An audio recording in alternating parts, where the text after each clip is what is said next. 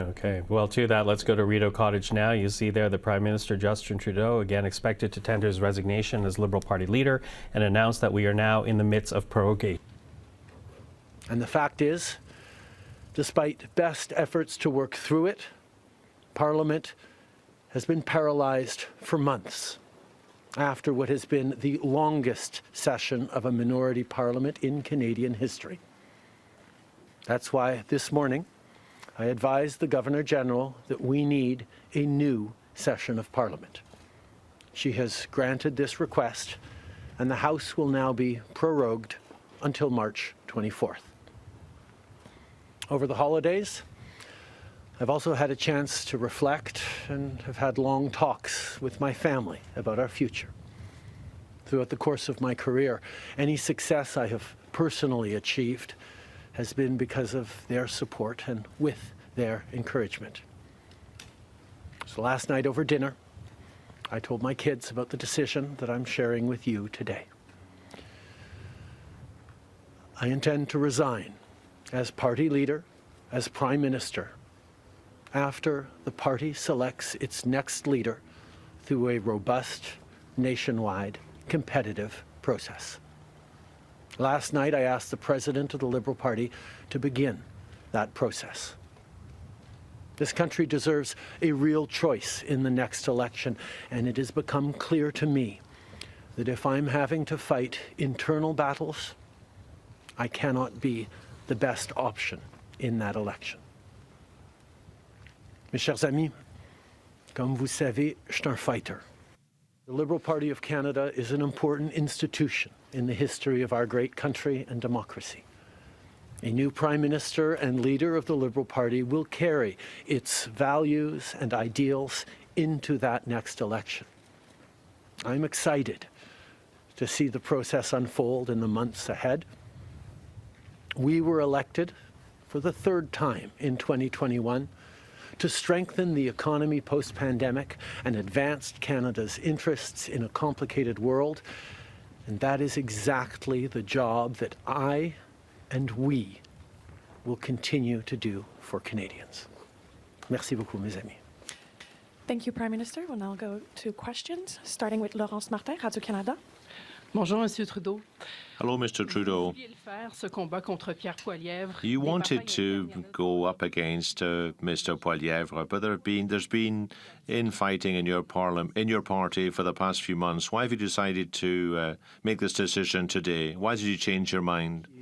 As you all know, I am a fighter, and I am not someone who backs away from a fight, particularly when a fight is as important as this one is. But I have always been driven by my love for Canada, by my desire to serve Canadians, and by what is in the best interest of Canadians. And Canadians deserve a real choice in the next election. And it has become obvious to me with the internal battles that I cannot be the one to carry the Liberal standard into the next election. Vous êtes au pouvoir depuis près de 10 ans. You've been in office for almost 10 years. Canada has changed under your government. If there was one accomplishment that you're most proud of, is there also perhaps a regret that you might want to share with us as well? We got elected in 2015 to fight for the middle class, and that's exactly what we've done over the past years. We reduced their taxes, we increased the benefits to families, we made sure the economy was focused on working for everyone and not just a few. And that has changed. That has dropped poverty rates in Canada, that has brought more people into the workforce, that has moved us forward on reconciliation in a way that has deeply improved the opportunities and success of Canadians despite the incredibly difficult times the world is going through right now. There's lots more work to be done, and I know that this party and this country and Canadians will keep doing it. If I have one regret, particularly as we approach this election, well, there are probably many regrets that I will think of, but I do wish that we'd been able to change the way we elect our governments in this country so that people could simply choose a second choice or a third choice on the same ballot, so that parties would spend more time trying to be people's second or third choices, and people would have been looking for things they have in common instead of trying to polarize and divide Canadians against each other. I think in this time, figuring out how to pull together and find common ground remains something that is really important for democracies. But I could not change unilaterally, without support of other parties, our electoral system. That wouldn't have been responsible. Prochaine question. Tonda McCharles, Toronto Star. Prime Minister, up until 3 weeks ago, you were intending to stay, and it seems that the event 3 weeks ago of Ms. Freeland coming out and saying you were firing her as your finance minister was the catalyst that brought us here today. So can you explain your side of what happened there? Chrystia has been by my side for close to 10 years now. She has been an incredible political partner through just about everything we have done as a government and as a party over the past decade. I had really hoped that she would agree to continue as my Deputy Prime Minister and take on one of the most important files that not just this government but this country is facing, but she chose otherwise. In regards to what actually happened, I am not someone who's in the habit of sharing private conversations. Party as an institution and the internal battles right now, but I'm wondering if you feel that another leader will have more success than you will at beating Pierre Poilievre in the next campaign. Pierre Poilievre's vision for this country is not the right one for Canadians. Stopping the fight against climate change doesn't make sense. Backing off on the values and strength in diversity that Canada has always worked to pull itself together on is not the right path for the country. Attacking journalists, the CBC institutions, that's not what Canadians need in this moment. We need an ambitious, optimistic view of the future, and Pierre Poilievre is not offering that.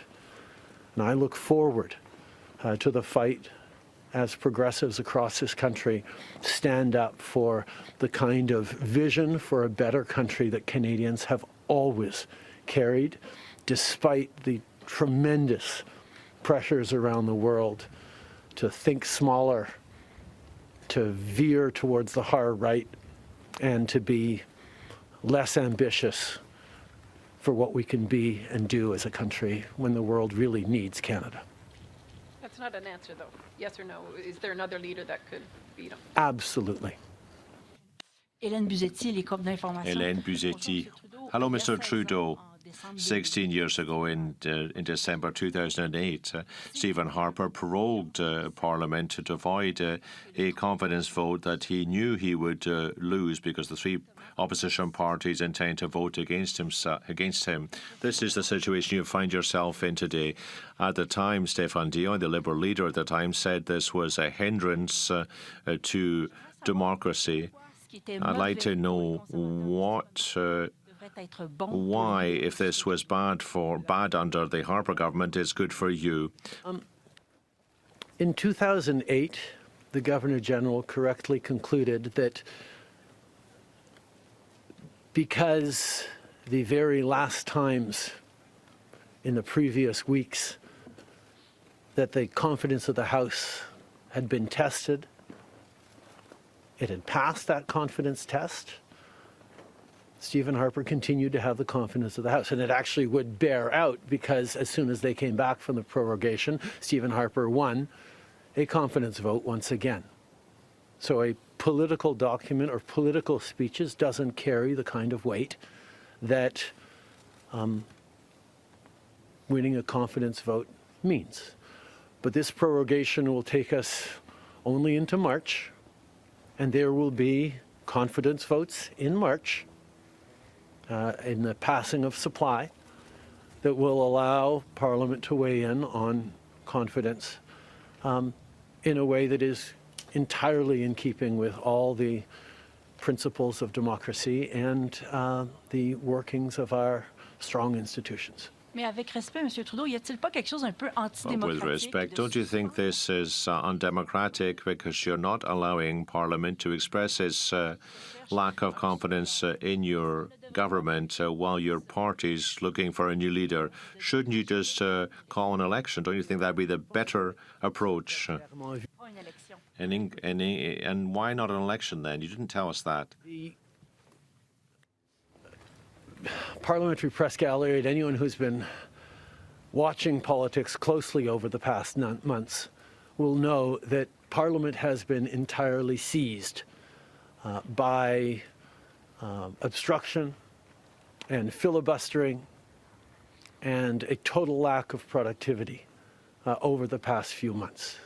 We are right now the longest serving minority government in history, and it's time for a reset. It's time for the temperature to come down, for the people to have a fresh start in Parliament, to be able to navigate through these complex times, both domestically and internationally. And the reset that we have is actually two parts. One is the prorogation, but the other part is recognizing that removing me from the equation as the leader who will fight the next election for the Liberal Party should also decrease the level of polarization that we're seeing right now in the House and in Canadian politics and allow people to actually focus on serving Canadians in this House and with their work the way Canadians deserve. On va prendre une dernière question. Good morning, Prime Minister. Stephanie Taylor with the National Post.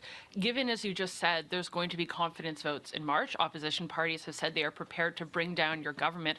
What kind of chances do you think you are leaving to your successor, given that there will only be mere weeks for them to introduce themselves to Canadians before heading into an election, potentially? I have a tremendous amount of confidence in both Canadians and in parliamentarians' interest in serving Canadians in the right way. We're in a minority government right now, and there hasn't been an active leadership in a minority government in more than 50 years in this country. And there is always going to be the challenge of having a leadership race while a parliament would face confidence votes in the course of delivering supply to the government. So this is something that we're going to navigate through, but I truly feel that removing the contention around my own continued leadership is an opportunity to bring the temperature down, have a government that will focus on the complex issues that are coming forward in the coming months, while the party gets to have a full national process that brings in people from right across the country and makes a determination about the best person to carry the progressive Liberal standard into the next election. Can you clarify whether ministers who would like to campaign for your job will have to step out of cabinet? And how can the Liberal government be in a position to protect Canadian businesses and Canadians from the threat of tariffs from incoming President Donald Trump when members of the government are going to be focused on who's going to be taking your job? The government will still, and the cabinet will still be very much focused on doing the job that Canadians elected us to do in 2021, which is fight for their interests, stand up for their well-being, and make sure that they are good and that Canadians are protected and strong. There will be a leadership process and the rules will unfold over the coming weeks. But I can assure you that the tools and the need to stand up for Canadians, to protect Canadians in their interests and continue to fight for the economy is something that everyone in this government will be singularly focused on. Merci tout le monde. Merci d'être ici dans une Thank you very much for being here in such great